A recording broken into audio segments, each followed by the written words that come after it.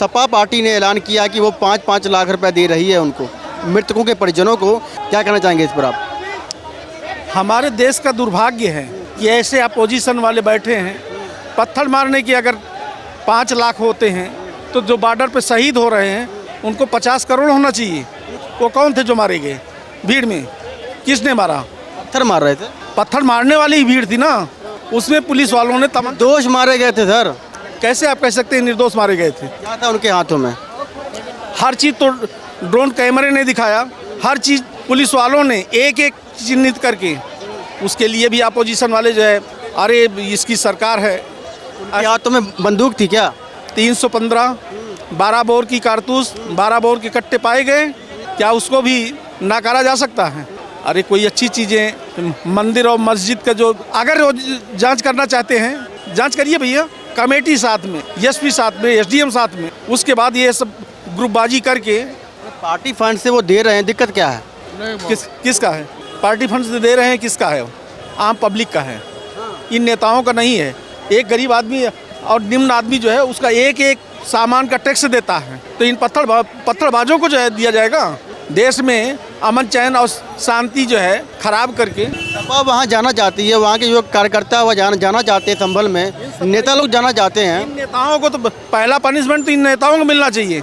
ये अनपढ़ गंवार जाहिल जो है, जो पद पा गए हैं पैसे एकदम से, दादागिरी से, सबसे बड़े अपराधी तो यही है। वो पढ़े लिखे नहीं है। जो भीड़ आई थी, अगर वो बच्चे पढ़े लिखे होते तो वहाँ पत्थर में न जाते।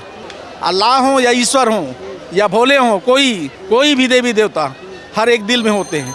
पैसे का कहीं लोभ देके और कहीं किसी चीज़ का लोभ देके केवल आग में कुदा दिया जाता है बच्चों को। मेरी बात सुनिए, सपा के लोग वहाँ जाते हैं जाना संभल में, ताकि देख सके हो क्या रहा है वहाँ पर।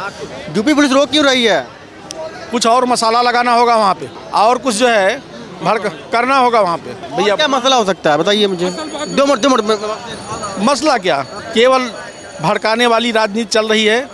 लेकिन हमको नहीं उम्मीद है कि यूपी में ये संभव होगा योगी जी की सरकार में। हमको नहीं उम्मीद है। बरेली से 100 कार्यकर्ता पकड़े गए हैं, ठीक है ना। उनके जो नेता प्रतिपक्ष हैं उनको नज़रबंद कर दिया गया है, अध्यक्ष को नज़रबंद कर दिया गया है। 10 नेता जो है, तो विधायक जो हैं वो पकड़ में है यूपी पुलिस के। करना क्या चाहते हैं योगी जी? अभी नेता नहीं, जो वहाँ पे पत्थरबाजी में उत्साहित करने वाले थे वही किनारे आ जाएंगे, सब अपने आप मैटर सॉल्व हो जाएगा। पक्ष को दबाकर क्या साबित करना चाहते हैं? क्या सरकार जो है विपक्ष को दबाने क्या मैटर है? बोलते हैं कि सबसे, अब हम तो उस एरिया में नहीं गए हैं, संभल में मुसलमान बाहुल क्षेत्र है, वहाँ का विधायक जो है 1 लाख वोट से जीत रहा है। हर मुसलमान को हम बुरा कहेंगे? हर मुसलमान बुरा नहीं है। उसमें कुछ पढ़े लिखे नहीं है, कुछ को पैसे का लोभ देके ऐसे आग में कुदा के नेता अब आग लगवा रहे हैं। उसके बाद जो है फिर जाते हैं संपत्ति जाहिर करने। हमारी बात सुनिए, इंटेलिजेंस फेलियर तो है ना योगी जी की? योगी जी की सरकार फेलियर है। इंटेलिजेंस फेलियर है। अगर कुछ ऐसा हमला होने वाला था तो मालूम नहीं चला उनको? उसके पहले भी तो जांच करने गए थे, नहीं हुआ कुछ। क्या उनको मुसलमान को देख के नज़र में खून आ जाए? वैसे सोच रहे थे कि जो है जांची का विषय है, फिर दोबारा जांच होगी। जांच करें, जहाँ तक जांच करना है जांच करें। लेकिन ये अचानक 2000-3000 आदमी कहाँ से एकत्रित हो गए? सुनिए, अजमेर दरगाह के ऊपर अभी अब ना वो हो चुका है, सर्वे वहाँ भी होगा। कितने मस्जिद? और पूरे हिंदुस्तान में जितने मंदिर हैं, जितने मस्जिद है, सबका सर्वे करें।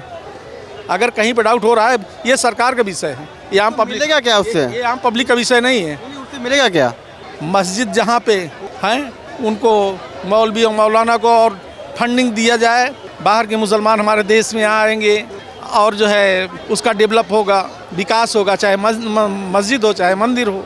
लेकिन अगर कहीं पे सरकार की नज़र में कुछ गलत है, जांच करना चाहती है, जांच करे। 1991 का एक्ट है, एक वर्शिप एक्ट है, उसके तहत ये कहा कि ढांचे में तब्दीली कर नहीं सकते आप, ढांचा कोई भी हो। तो कोड बना है, वही ला की किताब। सुप्रीम कोर्ट का जो वर्डिक्ट है ये राम जन्मभूमि के मामले में, वो उन्होंने वो एक ऑथेंटिक आई है और हम सुप्रीम कोर्ट को अपने न्यायालय के ऊपर हमें पूरा विश्वास है। और भारत का जो संविधान, भारत देश जो है वो भारत के संविधान से चलता है और भारत का संविधान जो है ये हमारा जो है ये केवल एक ये फिलोसफिकल डॉक्यूमेंट नहीं है, ये हमारी वे ऑफ लाइफ है। और केंद्र सरकार हो, राज्य सरकार हो, और भारत का नागरिक हो। आज मैं यहाँ पर लाल किले के सामने खड़ा हूँ, ये भारत के संविधान की देन है, वरना अंग्रेज़ों के ज़माने में तो हम यहाँ खड़े भी नहीं हो सकते थे। तो देखिए, इस वक्त मैं चाहूँगा कि हमें अपने भारत के संविधान, जिसके ऊपर हर एक कहता है कि मैं इसके ऊपर सच्ची निष्ठा रखूँगा, राष्ट्रपति, उपराष्ट्रपति, प्रधानमंत्री लेकर भारत का नागरिक कहता है, लेकिन आज इस पर सच्ची निष्ठा जब रखी जाएगी कि हमारी नीति के साथ साथ नीयत भी अच्छी हो जाए। हमारे देश में पॉलिसी बहुत अच्छी बनती है, तो सरकार की नीयत सही नहीं है क्या, जो सर्वे करवा रही है? फिर प्रोग्राम भी बहुत अच्छे होते हैं, लेकिन उसका इम्प्लीमेंटेशन सही नहीं होता। और ये बीमारी आज की नहीं है, ये 1947 से जवाहरलाल नेहरू के ज़माने से चल रही है। इसकी जड़ ये है कि हमारे जो प्रधानमंत्री थे जवाहरलाल नेहरू ने जो शपथ ली थी वो 1935 के संविधान पे ली थी। वो करूँगा क्वेश्चन। नहीं सर, 1991 असल बात नहीं जानते। देखिए, उत्तर प्रदेश इस वक्त उत्तम प्रदेश है, कानून व्यवस्था सारे प्रदेशों से सबसे अच्छी है। उत्तर प्रदेश की सरकार जो है भारत के संविधान के अनुसार चल रही है। संभल हिंसा कैसे हो गई? संभल की जो हिंसा है, इसके पीछे उस पार्टी का हाथ है जो पहले सत्ता में थी, अब सत्ता से बाहर हो गई।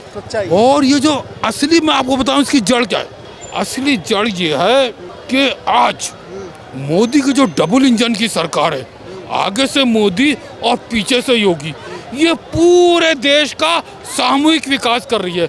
आज लोग हिंदू, मुसलमान, सिख, ईसाई सब भूल गए, हर एक कह रहा है विकसित भारत। और जिस तरह से सन 40 और 42 में पूरा देश एक हो गया था, कहा था अंग्रेजों भारत छोड़ो, आज पूरा भारत एक हो गया है और वो कह रहा है सांप्रदायिकता भारत छोड़ो और भारत को विकसित राष्ट्र बनाओ। मोदी के नेतृत्व में मैं तो चाहूँगा कि मोदी इस वक्त बहुत सफल प्रधानमंत्री हैं, और योगी जो है बहुत सफल मुख्यमंत्री हैं। मोदी जी को अब जो है भारत का राष्ट्रपति बनना चाहिए और योगी जी को भारत का प्रधानमंत्री बनना चाहिए। तो मेरा ख्याल अगर ऐसा हो जाए तो ये हमारा देश आज जो है वो चरम सीमा पार कर लेगा। आज नाम क्या आपका? मेरा नाम है अलमदार अब्बास। देखिए, आज जो है भारत अपने असली दुश्मन को नहीं पहचानता। भारत का असली दुश्मन है कौन? आप मुस्लिम होकर योगी जी को सपोर्ट कर रहे हैं? नहीं जनाब, योगी की बात नहीं है, हम विकास को सपोर्ट कर रहे हैं।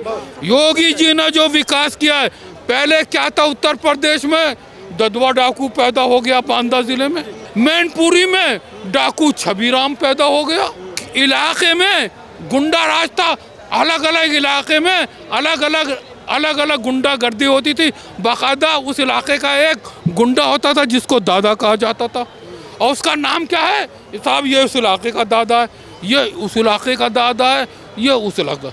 आज उत्तर प्रदेश में जो संवैधानिक सरकार है, इसमें गुंडागर्दी समाप्त हो गई, कोई डाकू नहीं पैदा हो रहा।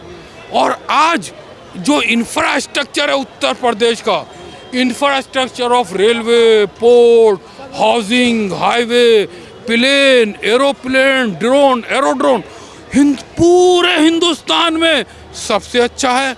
भारत सरकार के बजट में जो सबसे ज़्यादा स्थान मिलता है वो उत्तर प्रदेश को मिलता है।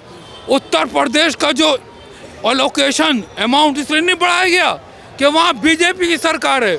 उत्तर प्रदेश का जो अलोकेशन सबसे ज़्यादा इसलिए किया गया है मोदी जी ने कि उत्तर प्रदेश उत्तम प्रदेश बन गया है, एक मॉडल बन गया है पूरे भारत के लिए। तो मैं चाहूँगा कि मोदी जी अब बीमार हो गए, डॉक्टर कह रहे हैं कि अब आप ज़्यादा मत घुमा कीजिए, तो मैं मोदी से कहूँगा कि वो भारत के राष्ट्रपति बन जाएं, प्रेसिडेंट ऑफ इंडिया मोदी बने, और योगी को भारत का प्रधानमंत्री बना दें। ताली बजा दो भाई साहब। चाचा क्या कहना चाहेंगे? आज योगी जो है प्रधानमंत्री के लिए सबसे उत्तम है। क्या कहना चाहेंगे जी, जो 1991 का जो एक्ट है, इसको भाजपा तोड़ने की कोशिश भी कर रही है? नरसिम्हा राव जाते जाते, जैसे कौन सा ये मुस्लिम पर्सनल लॉ बोर्ड क्या है, दिल्ली में भी लड़ा गई कांग्रेस, जो खाली प्लेस थे उसको जो है उसी टाइम खत्म करना उनके उसमें डाल दिया। या तो हम जा ही रहे हैं, जो कांग्रेस ने किया है कचरा, उसको साफ करने में मोदी जी धन्य हैं।